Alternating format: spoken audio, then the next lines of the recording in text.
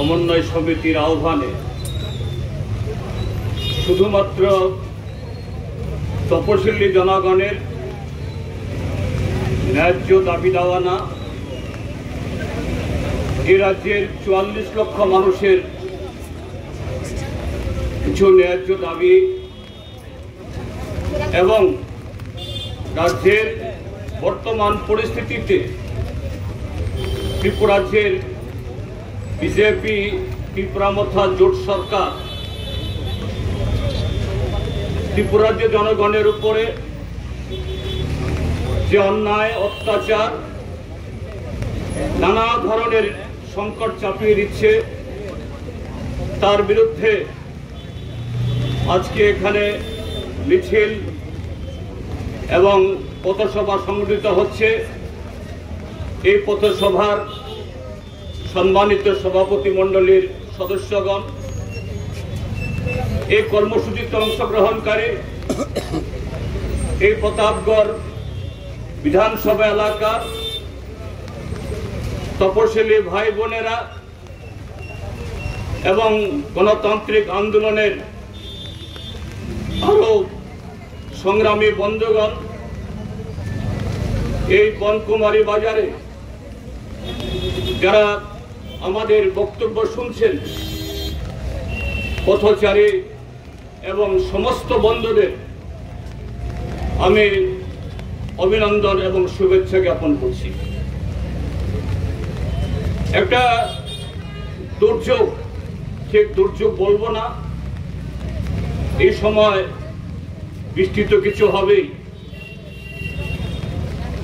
কিন্তু তার চেয়েও বড় দুর্যোগ ত্রিপুরাজ্যের মধ্যে বিজেপি ত্রিপুরামথা আইপিএফটির জোট সরকার জনজীবনের সমস্ত ক্ষেত্রেতে আজকে এরা নানা ধরনের আক্রমণ নামিয়ে আনছে, যার কারণে পরিস্থিতি সামাল দিতে পারছে না, রাজ্য চালাতে তারা ব্যর্থ। এ রাজ্যের জনগণের সমস্ত অংশ, শুধু তপশিলি জাতি জনগণ না, তপশিলি জাতি অংশের জনগণ, উপজাতি অংশের জনগণ, সংখ্যালঘু অংশের মানুষ, শহর নগর এবং গ্রামের সমস্ত অংশের গরিব মানুষ, এ রাজ্যের বেকার যুবক, কৃষক, দিনমজুর, জুনিয়া, সমস্ত অংশের জীবনের উপরে বহুমুখী সংকট নামিয়ে এনেছে এরা। এ থেকে বের হয়ে আসার ব্যর্থ চেষ্টা স্বরূপ একটার পর একটা জনবিরোধী সিদ্ধান্ত গ্রহণ করছে তারা। আজকে মিছিল থেকেও সে আওয়াজ উঠেছে। বিদ্যুতের মাসুল বহুগুণ বাড়িয়ে দিয়েছে। কোন রকমের নিয়ম কানুন শৃঙ্খলাকে তোয়াক্কা না করে ত্রিপুরার মাটির তলা থেকে উত্তোলিত গ্যাস, যে গ্যাস বাইরে থেকে আমদানি করতে হয় না, রাজ্যের বাইরে বা দেশের বাইরে যে আমদানিকৃত গ্যাস বা তেলের দাম বাড়লেও বা কমলেও ত্রিপুরাজ্যের মাটির তলার সম্পদ, এতে তার কোনো আচর পড়ার কথা না। কিন্তু সেখানেও আন্তর্জাতিক বাজারে গ্যাসের দাম বেড়েছে, তেলের দাম বেড়েছে, এই অজুহাতে আমাদের সিএনজি পিএনজির দাম বাড়িয়ে দিয়েছে প্রায় দ্বিগুণ আড়াই গুণ। রোড ডেভেলপমেন্ট ট্যাক্স নামে শেষ বসিয়ে দিয়ে জনগণের পকেট, যারা অটো চালক, গাড়ি চালক, এই রাজ্যে যারা এই পাইপলাইনে গ্যাসের মাধ্যমে যারা বাড়ি ঘরে রান্না বান্না করেন, তাদের খরচ দ্বিগুণ, তিনগুণ, চারগুণ বাড়িয়ে দিয়েছে। এখানে তারা ক্ষান্ত হচ্ছেন না। ত্রিপুরাজ্যে গত 7.5 বছরে পরিষেবা বলতে সবকিছু তারা সমাপ্তি ঘটিয়ে দিয়েছে। বিশুদ্ধ পানীয় জলে হোক বা কৃষকদের জন্য সেচের ব্যবস্থা, দুধের সরবরাহ হোক বা স্বাস্থ্য পরিষেবা, সেগুলো নিয়ে তাদের কোনো মাথা ব্যথা নেই। নতুন করে কোনো প্রজেক্ট তৈরি করার ব্যবস্থা নেই। নতুন করে এই সমস্ত পরিষেবাগুলো চালু রাখার জন্য নতুন পথ তৈরি করছে না। রাজ্যের মধ্যে যে হাজার হাজার এই কৃষি হোক, শিক্ষা হোক, স্বাস্থ্য হোক বা বিদ্যুৎ, অন্যান্য ক্ষেত্রেতে এই পরিষেবা চালু রাখার জন্য ন্যূনতম যে কর্মী নিয়োগ করা দরকার, অবসর গ্রহণ করে চলে যাচ্ছে, সেখানে নিয়োগ নেই। এইভাবে এই রাজ্যের সমস্ত পরিষেবা সেখানে মুখ থুবড়ে সেখানে পড়ে আছে। স্বাভাবিক এই রাজ্যের মানুষ ক্ষুব্ধ। শুধু সংগঠিত ভাবে কেন, এমন দিন যায় না সোমবার থেকে রবিবার অব্দি, বৈশাখ থেকে চৈত্র মাস অব্দি, শীত, গ্রীষ্ম, বর্ষা, সমস্ত ঋতুতে এই রাজ্যের মানুষ একেবারে শিশু থেকে শুরু করে বৃদ্ধ, বৃদ্ধা, কৃষক, ক্ষেতমজুর, দিনমজুর, ছাত্র, ছাত্রী, শিক্ষক, কর্মচারী, বেকার, যুবক স্বতঃস্ফূর্তভাবে প্রতিদিন ত্রিপুরা রাজ্যের কোন না কোন প্রান্তে তারা অনন্যপায়ী হয়ে তাদের ক্ষোভ ব্যক্ত করছেন। কোথাও রাস্তা রক্ষা করে, কোথাও সরকারি দপ্তরে তালা মেরে, কোথাও অন্যভাবে। আমরা যারা বামপন্থী, জনগণের স্বার্থ নিয়ে আমাদের লড়াই, আমাদের সবকিছু আমরা তো করছি, কিন্তু ত্রিপুরা রাজ্যের দুর্বিনীত এই বিজেপি নেতৃত্বে যে জোট সরকার, তারা এগুলো শুনবে কেন? তারা যে সমস্ত প্রতিশ্রুতি দিয়ে সরকার এসেছিল, আজকে এগুলো তারা উল্টে দেখছে না। যা তারা বলেনি, আজকে এরকম হাজারো জনবিরোধী সিদ্ধান্ত যা মানুষের জীবন জীবিকার উপরে, আর মানুষের অপ্রাপ্তির বিরুদ্ধে, এই অপ্রাপ্তির কারণে মানুষের ক্ষোভ ব্যক্ত করে মানুষ যখন তা ব্যক্ত করতে যাচ্ছে, আমরা জনপ্রতিনিধিরা হই কি বিধানসভার ভেতরে কি বিধানসভার বাইরে, সেখানে অগণতান্ত্রিক ভাবে জনগণের অধিকার, নির্বাচিত যারা প্রতিনিধি তাদের অধিকার তারা কেড়ে নিচ্ছে। আক্রমণ সংগঠিত করা হচ্ছে। এই কদিন আগেও আপনাদের এই যোগেন্দ্রনগর বনকুমারীতে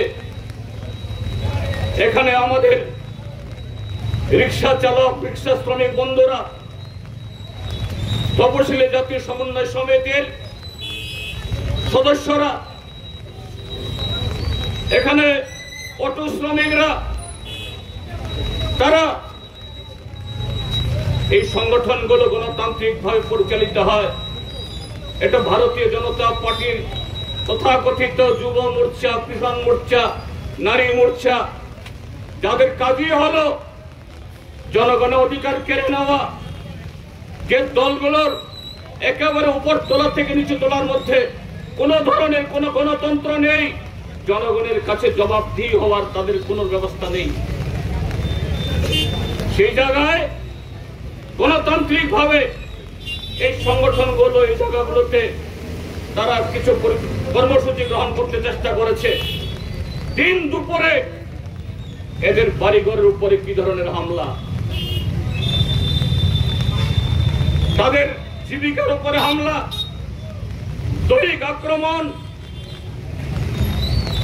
এই রাজ্যের প্রশাসন কি সাধারণ প্রশাসন, কি আরক্ষা প্রশাসন, তারা নির্বোধ, তারা এগুলো দেখে না। এই অপরাধীরা করে বেড়াচ্ছে কেন?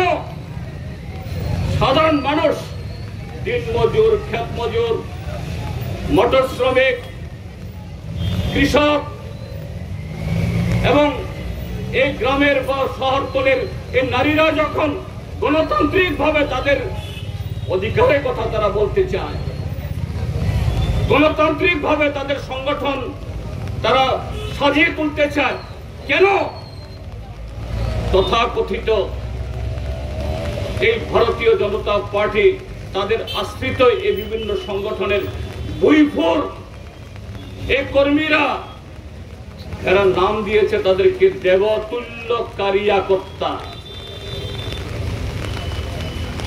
এরা কি দেবতুল্য? এই ত্রিপুরাজ্যের মধ্যে আজকে এরা জনগণের কাছে এরা অসুর তুল্য। মানুষের অমঙ্গল ছাড়া, ক্ষতি করা ছাড়া, সরকারের সমস্ত অপকর্মকে আড়াল করা ছাড়া এদের কোনো কাজ নেই। আর সরকারে থাকার সুবাদে প্রশাসন যন্ত্র তাদেরকে পাহারা সেখানে দিচ্ছে। এগুলো কেন? এটা সরকারের সার্বিক ব্যর্থতা। ভারতীয় জনতা পার্টি তাদের যে নীতি, শুধু রাজ্যের ক্ষেত্রে না, সারা দেশের ক্ষেত্রেও আজকে নরেন্দ্র মোদীর নেতৃত্বে গত 11 বছর ধরে এই দেশের 140 কোটি জনগণের উপরে যে আক্রমণ নেমে এসেছে, তার ব্যর্থতা, কাজের সে ব্যর্থতা দেখার জন্য এরা তাদের এই ব্যর্থ প্রয়াস তারা করছে, এই সন্ত্রাস সেখানে চালিয়ে।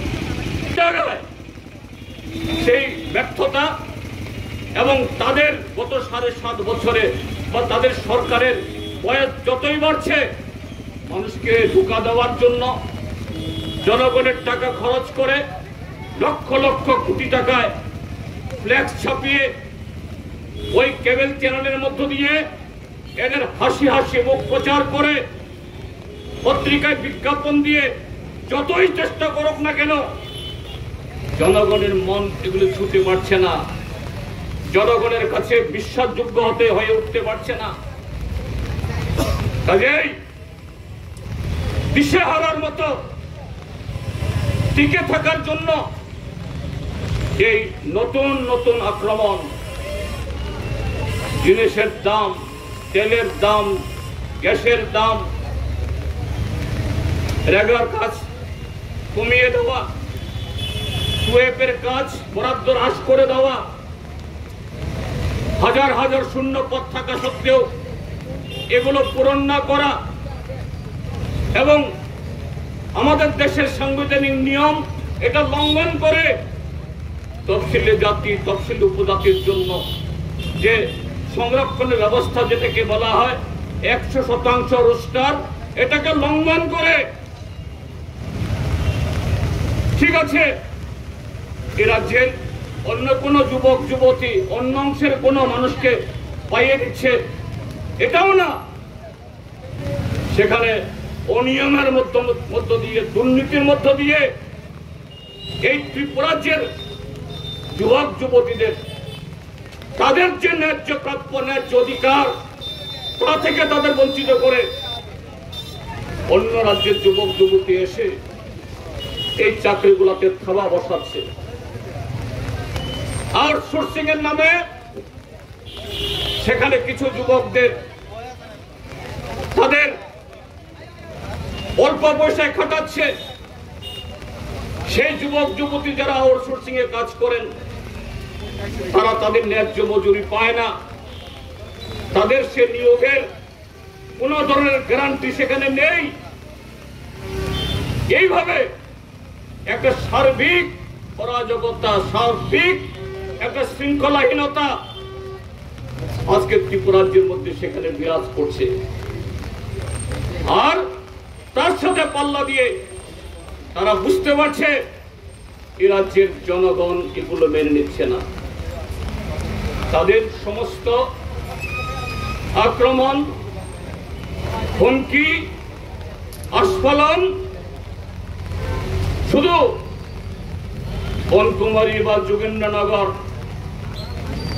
বা এরকম গ্রামের মধ্যে, সেখানে ভেতরে ভেতরে এরকম কিছু সমাজ বিরোধী বা তাদের বেকারিত্ব, তাদের দরিদ্রতা, তার সুযোগ নিয়ে এদেরকে প্রলোভন দিয়ে তাদেরকে ব্যবহার করে আমাদের ত্রিপুরাজ্যের মধ্যে যে রাজনৈতিক সংস্কৃতি, এটাকে কলুষিত করেছে গত 7.5 বছর। এখন এটা শুধুমাত্র এই তাদের অস্তিত্ব, এই যারা সমাজ বিরোধী, তাদের দিয়ে, তাদের মাধ্যমে এরা পরিবেশগুলাকে উত্তপ্ত করে রাখার চেষ্টা করছে, তা না। এই যোগেন্দ্রনগর, বনকুমারী বা অন্যান্য জায়গাগুলোতে আমাদের এখানকার জনপ্রিয় বিধায়ক কমরেড রামদাস বলেছেন, কদিন আগে এখানে সে ঘটনাগুলি ঘটেছে, আমিও এসেছিলাম। সেখানে একটা সময়তে এইসব জায়গায় রাতের অন্ধকারে না দিন দুপুরে বাড়ি ঘরে হামলা হতো, হুলিয়া জারি করা হতো, সংখ্যায় আরো বেশি বেশি করে আসতো, অর্থাৎ তাদেরকে আসতে বাধ্য করা হতো। তাদের মধ্যে একাংশ তারা আজকে উপলব্ধি করতে পারছে যে না, তারা ভুল করছে। তারা যখন তাদেরকে দিয়ে যখন অন্যের মাথা ফাটানো হচ্ছে, একই সাথে তাদের পেটের ভাতও কেড়ে নেওয়া হচ্ছে। চাকুরি এবং অন্যান্য সুযোগ সুবিধার প্রলোভন দেখিয়ে গত 7.5 বছর বিধানসভা, লোকসভা, আগরতলা, পৌর নিগম, গ্রাম পঞ্চায়েত, বিভিন্ন নির্বাচন তারা প্রহসনে পরিণত করেছে। এই সমস্ত যুবকরা তাদের এতে এই সমস্ত অপকর্মে লিপ্ত হয়ে তাদের ভাগ্য একটু পরিবর্তন হবে কিনা এই আশায় একবার, দুবার, 3বার যারা এই সমস্ত অপকর্মে লিপ্ত হয়েছেন তারা বুঝতে পারছেন মরুভূমিতে মরীচিকার পেছনে তারা হাঁটছেন। এর শেষ নেই, এর কোনো সমাধান নেই। এবং চোখের সামনে দেখতে পাচ্ছেন যদি কিছু সমাধান হয়ে থাকে, সেই সমাধান হলো তথাকথিত ওই মন্ডলের নামে কিছু লোক হাতে গোনা বা এ রাজ্যে যারা শাসক দলের উপর তলায় যারা কিছু লোক আছেন মুষ্টিমেয়, তাদের ছত্র ছায়ায় অল্প কিছু লোক যারা আছেন মন্ত্রীদের কাছাকাছি, মন্ডল নেতাদের কাছাকাছি, শুধু সাংবিধানিক পদে যারা আছেন তারা না, অসাংবিধানিক উপায়ে কিছু লোক ক্ষমতাধারী হয়েছেন। এই অসাংবিধানিক শক্তি এরা থানা নিয়ন্ত্রণ করে, অফিস নিয়ন্ত্রণ করে, আর এদের নিয়ন্ত্রণ করার মধ্য দিয়ে এলাকাতে যত নেশা, গাঁজা, ফেন্সিডিল, পাচার, বিভিন্ন অফিস কাছারিতে নেগোসিয়েশন, কন্ট্রাক্টরদের কাছে টাকা আদায় করা। গতকালও ত্রিপুরাজ্যের বিভিন্ন চ্যানেলে, সোশ্যাল মিডিয়াতে চাউর হয়েছে গোমতী জেলার করবুকে, সেখানে একজন বিধায়ক, সেখানে যারা কন্ট্রাক্টরি কাজ করেন এরকম করে সংসার চালাবেন বলে অতি কষ্টে মা বোনের অলংকার বন্ধক দিয়ে ব্যাংক থেকে ঋণ নিয়ে এরকম ঠিকাদারি কাজ করেন। ঠিকাদারি কাজ করার পর কাজ শুরু হওয়ার আগে তারা অভিযোগ করেছেন, অভিযোগ আমার না, যে সেখানকার নির্বাচিত বিধায়ক, সেই নির্বাচিত বিধায়ককে একটা কাজ থেকে লক্ষ লক্ষ টাকা অগ্রিম কমিশন দিতে হচ্ছে। এতে কাজ করার পরও যে বিল পাচ্ছে, সেই বিল পাওয়ার পরও তারা ওই কমিশন থেকে শুরু করে কাজ করার পর যে খরচ হয়েছে সেই খরচ তুলতে পারছে না, সর্বশান্ত হয়ে গেছে। সেই কন্ট্রাক্টররা লিখিতভাবে প্রকাশ্যে নাম ধাম দিয়ে তারা সোশ্যাল মিডিয়াতে আপলোড করে দিয়েছেন। যারাই এটা করতে বাধ্য হয়েছেন তাদের অনেকেই একটা সময়তে বিজেপিতে নাম লিখিয়েছিলেন, টিপরা মাথার সক্রিয় কর্মী হয়েছিলেন, আশা করেছিলেন ঠিক আছে এখন যেহেতু তাদের সরকার বিজেপির সাথে মিলে, টিপরা মাথার সাথে মিলে যদি এরকম ভাবে আয়ের একটা সুযোগ হয় মন্দ কি। কিন্তু এরা দেখছে রাঘব বোয়ালদের পেটে সব চলে যাচ্ছে। এটা শুধু গোমতী জেলার করবুক মহকুমাতে না, ত্রিপুরাজ্যের 7টা বিধানসভাতে যেখানে যেখানে শাসক দলের প্রতিনিধিরা আছেন, মানুষের ভোটেই হোক বা জবরদখল করে যারা এই সাংবিধানিক পদ যারা দখল করেছেন, বিধানসভা থেকে ওই গ্রাম পঞ্চায়েত অব্দি আজকে এইভাবে একটা লুটের রাজত্ব। এই রাজ্যটা একটা কমিশনের রাজত্ব। ত্রিপুরাজ্যের এই ভারতীয় জনতা পার্টি বা ত্রিপুরা মথা দল, এদের সাথে দুর্নীতি এখন সমর্থক। আর জনগণকে ধোঁকা দেওয়ার জন্য এদের মিথ্যা প্রচার, মিথ্যা স্লোগান, তথাকথিত সুশাসনের কীর্তন, তার সাথে সন্ত্রাস।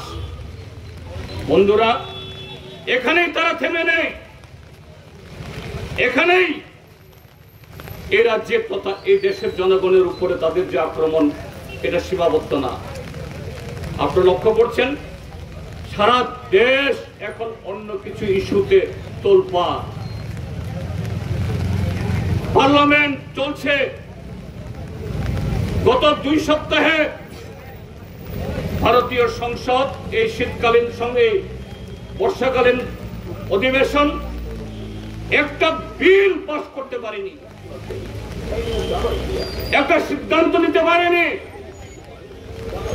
সমস্ত বিরোধী দল শুধু ভারতীয় জনতা পার্টির বিরুদ্ধে ঐক্যবদ্ধভাবে যারা ইন্ডিয়া জোটে মিলিত হয়ে গত 18 লোকসভা নির্বাচন আগে করেছেন, শুধু তারা না, তার বাইরেও এমনকি ভারতীয় জনতা পার্টিকে যে 2টি দল সমর্থন করেছেন বাইরে থেকে, তারা সমর্থন না করলে পরে তৃতীয় এই মোদী সরকার হয় না।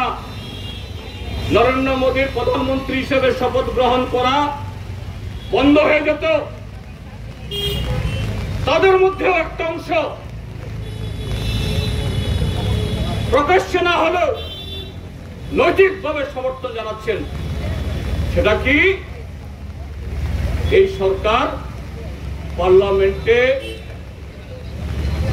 নরেন্দ্র মোদী তথা বিজেপিকে ক্ষমতা রাখার জন্য নতুন করে এক চক্রান্ত, আরো অসংখ্য চক্রান্তের মধ্যে একটা চক্রান্ত করছে। সেটা কি? ভোটার তালিকার বিশেষ সংশোধনী, special intensive review of electoral roll. আমাদের দেশে প্রত্যেক 5 বছরে 4 বার নিয়ম করে পর্যালোচনা হয়, শেষ করে এটা করতে হয় না। কিন্তু বিহারে শুরু করেছে। বিহারে আগামী পুজোর পর অক্টোবর নভেম্বর মাসে নির্বাচন হবে। ভারতীয় জনতা পার্টি এবং তাদের সেখানকার সহযোগী দল জনতা দল ইউনাইটেড, নীতিশ কুমারের দল, এরা প্রমাদ গুনছে বিহারের মানুষ কুমোর বেদে তৈরি হচ্ছে। আর না, আর বিহারকে এইভাবে বিজেপি এবং তার দূষকদের কাছে বন্ধক দেওয়া যায় না। কাজে নির্বাচন কমিশনকে দিয়ে সেখানে অন্যায়ভাবে পার্লামেন্টে আইন সংশোধন করে একটা বসংবদ নির্বাচন কমিশন গঠন করেছে। সেই নির্বাচন কমিশন এখন তাদের যারা মনিব, তাদের যারা গুরু, এই সরকারকে তাকতুফা দেওয়ার জন্য বিহারের নির্বাচনে ভারতীয় জনতা পার্টিকে তার নিশ্চিত পরাজয় থেকে রোকা সম্ভব কিনা সেই অপচেষ্টা থেকে এই ডিবির ভোটার তালিকার পর্যালোচনার মধ্য দিয়ে ইতিমধ্যেই খবর নিচে দেখেছেন ৬৫ লক্ষ ভোটারের নাম বাতিল করে দিয়েছে।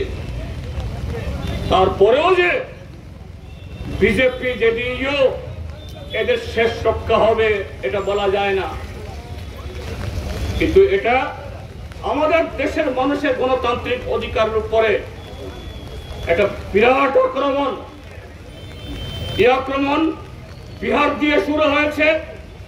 আগামী দিনগুলোতে ভারতবর্ষের যে যে রাজ্যগুলোতে ওরা দেখবে এদের জেতার বিন্দুমাত্র কোন রকমের আশা নেই, এখানেও এই জাতীয় চক্রান্ত প্রয়োগ করবে। এবং এটা নিশ্চিত ত্রিপুরাজ্যের মধ্যে এই দ্বিতীয়বার ক্ষমতায় আসার পর ওই ত্রিপুরামথার কাঁধে চড়ে এখানে ২.৫ বছরের মধ্যে আজকে ত্রিপুরাজ্যের সর্বত্র যেরকম ভাবে জনগণের প্রতিবাদ, মানুষ রাস্তায় নামছেন, এখানেও তারা এগুলি করবেন এবং করবেন না, করা শুরু করেছে।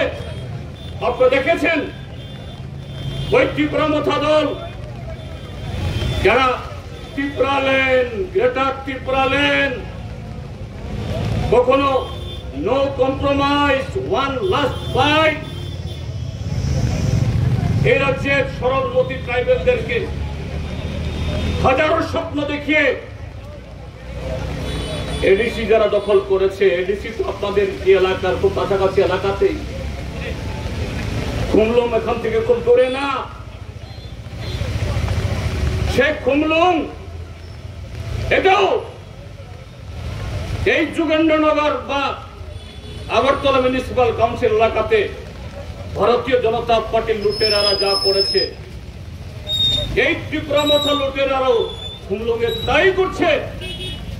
আজকে গোটা এডিসি এলাকা কাজ নেই, খাদ্য নেই, একটা হাহাকার শুরু হয়েছে। রাস্তাঘাট, পানীয় জল সব ব্যবস্থাগুলো অচল হয়ে আছে, বক্তব্যে পড়ে আছে, কোনোভাবে অভিভাবক নেই। এগুলা নিয়ে তাদের কোনো মাথা ব্যথা নেই। এডিসিতে সেখানে যে পঞ্চায়েত, এটাকে বলা হয় ভিলেজ কমিটি, গত 7 বছর ধরে এটা নির্বাচন হয় না। ওই সংবিধান বহির্ভূত শক্তিগুলো এডিসির ভিলেজ কমিটি তাদের দখলে বেআইনি ভাবে জনগণের টাকা, সরকারি টাকা সে লুট করছে। এডিসি এলাকার সংকট আরো বহুমুখী। ত্রিপুরামথার এসব নিয়ে কোন ধরনের হেলদোল নেই। কেন সে ভোট হয় না? এডিসি কে আরো ক্ষমতাশালী, এডিসি কে আর অর্থ দেওয়ার জন্য বামপন্থী ফ্রন্ট সরকার থাকার সময়তে আমাদের দীর্ঘ লড়াইয়ে 2018 ইংরেজিতে পার্লামেন্টে একটা বিল এসেছিল 125তম সংবিধান সংশোধনী বিল, যে বিল পাস হলে এডিসিও কেন্দ্রীয় সরকার থেকে সরাসরি নানা খাতে টাকা পাওয়ার জন্য অধিকারী হতেন। এডিসি এলাকার মানুষের সুখ দুঃখ লাঘব পাওয়ার জন্য আরো সুগম হতে পারত। এডিসি এলাকার জনগণ তথা ট্রাইবেল জনগণের ভাষা, সংস্কৃতি, জাতিসত্তা বিকাশের যে স্বপ্ন, এই স্বপ্ন এগুলো ক্ষেত্রে আরো ত্বরান্বিত হতো। কিন্তু সেই 18 সালের বিল এসেছে, আজকে 2025 সাল। গত 7 বছরে পার্লামেন্টে বহু আইন পাস হয়েছে, বিল পাস হয়েছে এই দেশের জনগণের প্রয়োজনে অপ্রয়োজনে, বিশেষ করে একচেটিয়া পুঁজিপতি তাদের স্বার্থ রক্ষায়। কিন্তু ত্রিপুরা রাজ্যের এডিসি এলাকার প্রায় 15 লক্ষ জনগণের জন্য সামান্য কিছু সুবিধার জন্য এই 125তম সংবিধান বিল এটা আটকে আছে। এটা নিয়ে ত্রিপুরা মাথার কোন স্লোগান নেই। এদের স্লোগান এখন সর্বশেষ ওই বিহারে যে স্পেশাল ইন্টেনসিভ রিভিশন তথা ভোটার তালিকার এই নিবিড় সংশোধনের নামে জনগণের ভোটাধিকার কেড়ে নেওয়া, বিজেপিকে সহযোগিতা করা পেছন দরজা দিয়ে এই দাবি ত্রিপুরা মাথা ত্রিপুরা রাজ্যে করছে। ভারতীয় নির্বাচন কমিশনের কাছে গিয়ে সেখানে বলছে বেআইনি অনুপ্রবেশকারী বাংলাদেশি বা মিয়ানমারের রোহিঙ্গাদের এই এসআইআর এর মাধ্যমে বহিষ্কার করা হবে। হ্যাঁ, বাংলাদেশ বা বার্মা কেন, বাংলাদেশ হোক, বার্মা হোক, চীন হোক, জাপান হোক, শ্রীলঙ্কা হোক, পাকিস্তান হোক, আগরতলা ভারতবর্ষের বাইরে থেকে অবৈধভাবে অন্যায়ভাবে যদি ভারতের যে কোনো ভূখণ্ডে অনুপ্রবেশ হয়ে থাকে, আমরাও তার বিরোধী। এই দেশের সমস্ত নাগরিক তার বিরোধী। এবং সেই বেআইনি অনুপ্রবেশকারী যারা চিহ্নিত বেআইনি নাগরিক, বেআইনি বিদেশি, তাদেরকে বহিষ্কার করার আইন তো আমাদের দেশে আছে। এবং সেই আইন 1971 ইংরেজির ইন্দিরা মুজিব চুক্তি অনুযায়ী এটা পরিচালিত হবে। সে আইন কঠোরভাবে প্রয়োগ করা হোক, ত্রিপুরা রাজ্যের মধ্যে হোক। কিন্তু কে করবে? এটা তো নির্বাচন কমিশনের কাছে না, ভারতবর্ষের স্বরাষ্ট্র মন্ত্রকের। তারাই তো বর্ডারে বিএসএফ মোতায়েন করেন, তারাই তো আন্তর্জাতিক নিয়ম কানুন তারা দেখেন। এই জায়গায় ভারতবর্ষের সমাজ স্বরাষ্ট্র মন্ত্রকের কোন বক্তব্য নেই, তার উদাসীন। উল্টো ভারতবর্ষের সংবিধানের নিয়ম উল্লঙ্ঘন করে ওই নাগরিক সংশোধনী আইন, সিটিজেনশিপ অ্যামেন্ডমেন্ট অ্যাক্ট করে এরা অনুপ্রবেশকে উৎসাহিত করছেন একটা অংশের জনগণকে। সেই ব্যর্থ স্বরাষ্ট্র মন্ত্রক তার সাথে কোন ধরনের কথাবার্তা নেই, তাদের বিরুদ্ধে কোন আঙ্গুল তুলছে না। উল্টো এই ত্রিপুরা মাথার লোকগুলো দিল্লিতে গিয়ে এই ব্যর্থ স্বরাষ্ট্রমন্ত্রী, যার কারণে ওই পেহেলগামের ঘটনা, পুলওয়ামার ঘটনা, পাকিস্তান থেকে সন্ত্রাসবাদীরা এসে আমাদের দেশে নিরীহ জনগণকে খুন করে তারা পালিয়ে যায়, সে ব্যর্থ স্বরাষ্ট্রমন্ত্রী তার সাথে হাসি হাসি বৈঠক, তার কাছে সে দাবি নেই। এরা দাবি করছেন এখানেও এসআইআর হোক। উদ্দেশ্য কি? উদ্দেশ্য এডিসির কল্যাণ, ত্রিপুরা রাজ্যের কল্যাণ না। উদ্দেশ্য ত্রিপুরা রাজ্যের ট্রাইবেলদের কল্যাণ, ত্রিপুরা সাদের কল্যাণ না। উদ্দেশ্য ত্রিপুরাজ্যের আজকে এই চরম সংকট থেকে ত্রিপুরাজ্যকে উদ্ধার করে না। আগামী বছর এডিসির ভোট হবে 2026-এ, তার 1.5 বছরের মাথায় ত্রিপুরা বিধানসভার ভোট হবে। অন্ধকার কানাগলি দেখছে, কাজেই ক্ষমতায় টিকে থাকার জন্য এখানেও বিভাজনের রাজনীতি ত্রিপুরা মাথাকে দিয়ে ভারতীয় জনতা পার্টির পেছন দিয়ে এদেরকে খেলাচ্ছেন। আর ভারতীয় জনতা পার্টিও এখানে যারা কথায় কথায় বলেন সুশাসন, অমৃতকাল, আপনারা লক্ষ্য করেছেন ভারতবর্ষের বিভিন্ন অন্য রাজ্য, পশ্চিম ভারতে বিজেপি শাসিত রাজ্যগুলোতে বাংলাভাষী হলেই এদেরকে সন্দেহ করা হচ্ছে বাংলাদেশি। সর্বশেষ জঘন্যতম ঘটনা, দিল্লি পুলিশ কদিন আগে 8 জন এরকম লোককে বাংলাদেশে সন্দেহ করে তারা ধরেছে। বলছে এরা বাংলা ভাষায় কথা বলবেন, স্বাভাবিক বাঙালি। বলছে বাংলাদেশি ভাষা। আরে বাংলা ভাষা পৃথিবীর অন্যতম সমৃদ্ধ ভাষা, ভারতবর্ষের 8ম তফসিলে অন্তর্ভুক্ত 22টি ভাষার মধ্যে অন্যতম ভাষা। যে ভাষায় বিশ্বকবি রবীন্দ্রনাথ ঠাকুর ভারতবর্ষের জাতীয় সঙ্গীত লিখেছেন। 144 কোটি মানুষ এই জাতীয় সঙ্গীত যখন গায় আমরা উঠে দাঁড়িয়ে সম্মান জানাই। আর দিল্লি পুলিশ স্বরাষ্ট্রমন্ত্রী অমিত শাহ বলছেন এটা বাংলাদেশি ভাষা। বাংলার প্রতি, বাঙালিদের প্রতি এত অপমান।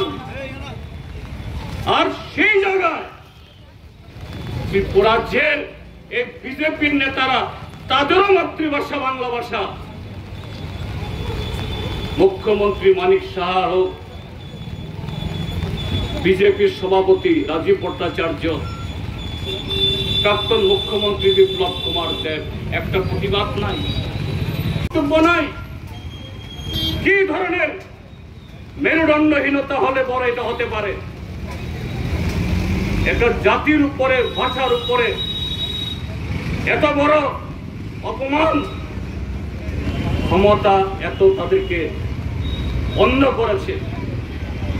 এইভাবে ভারতীয় জনতা পার্টি শুধু ত্রিপুরাজ্যের মধ্যে না, সারা দেশে বিভাজনের খেলা খেলে ক্ষমতায় টিকে থাকার চেষ্টা করছে। কাজী বন্ধুরা, আজকে বৃষ্টি স্নাত হয়ে আমাদের এই প্রোগ্রাম, বৃষ্টি না আসলে আরো অনেক লোক আসতে না, এটা নিশ্চিত। যা এখানে আপনাদের মিছিলের ভাষা দেখে বুঝছি, কিন্তু যারা গণতন্ত্রের ভাষা বোঝে না, লুট ছাড়া, অন্যায় ছাড়া, যাদের ভাবনা চিন্তার মধ্যে আর কিছু নেই, তারা আমাদের এই কর্মসূচির পর হিংস্র হওয়ার চেষ্টা করবে, কোথাও কোথাও ফুসফুস করার চেষ্টা করবে। বিন্দু মাত্র ভয় পাবেন না। শুধু একসাথে ঘর হতে বের হন, একসাথে আওয়াজ তুলুন, একসাথে প্রতিবাদ করুন। দেখবেন সংখ্যা গরিষ্ঠ মানুষ আপনার পক্ষে, আমাদের পক্ষে, গণতন্ত্রের পক্ষে, শান্তির পক্ষে। তখন ওই থানাগুলোতে 2-4 জন, সবাই না, মুষ্টিমেয় কিছু মেরুদণ্ডহীন অফিসার আছেন, যারা এই তল্পি বাহক ছাড়া আর কিছু না, পদলেহনকারে। এরা তখন অন্যদেরকেও প্রভাবিত করে এই সমস্ত সমাজ বিরোধীদেরকে পরোক্ষে সহযোগিতা করার চেষ্টা করে। নামুন, দেখবেন থানার ভেতরেও যারা এরকম ভাবে অন্যায় চায় না, এরকম ভাবে মানুষের অধিকার ভুলুণ্ঠিত হোক চায় না, অফিসার, কনস্টেবল, অন্যান্য সবার মধ্যে এদেরই সংখ্যা বেশি, তারাও বেরিয়ে আসবেন। এইভাবে গণতন্ত্র আরো শক্তিশালী হবে। এই স্বৈরাচারী জোট, হ্যাঁ, এরা 5 বছরের জন্য নির্বাচিত হয়েছে, 5 বছর তারা ক্ষমতায় থাকুন, আমরা তার আগে বিদায় নিন বলবো না, কিন্তু নিশ্চয়ই বলবো আগামী কদিন যতদিন থাকবেন সংবিধান মেনে গণতান্ত্রিক যে অধিকার মানুষের, এটাকে সম্মান দিয়ে চলতে হবে। তা না হলে এই ত্রিপুরা রাজ্যের মানুষ কাউকে রেহাই দেবে না। আজ আগামী দিন এইভাবে এই রাজ্যের অন্ধকার যাতে আর সম্প্রসারিত না হয়, এখন থেকেই ঘরে ঘরে প্রস্তুতি নেওয়ার জন্য সমস্ত বন্ধুদের, যারা শুধু সিপিএম করেন, তফসিলি জাতি সমন্বয় সমিতি করেন, তারা না, এই সময়তে ভুল করে বা নানা মোহে যারা বিজেপি করেছেন, তারাও হারে হারে টের পেয়েছেন। তাদের কাছেও আমি আহ্বান জানাবো, বেরিয়ে আসুন। এটা সিপিএম এর জয় হবে না, এটা গণতন্ত্রের জয় হবে। গণতন্ত্র যদি জয়ী হয়, আমি আপনি সকলেই সেই গণতন্ত্রের স্বাদ ভোগ করতে পারবো, যা ছিল ত্রিপুরা রাজ্যের মধ্যে বিগত 25টা বছর। এবং সেইভাবেই সেই 25টা বছর এই রাজ্য ভারতবর্ষের মধ্যে একটা অনন্য বিকল্প কর্মসূচির মধ্য দিয়ে উঠে দাঁড়ানো আত্মসম্মানে বড় রাজ্য তৈরি হয়েছিল। আমরা আবার সেই ত্রিপুরা করতে চাই।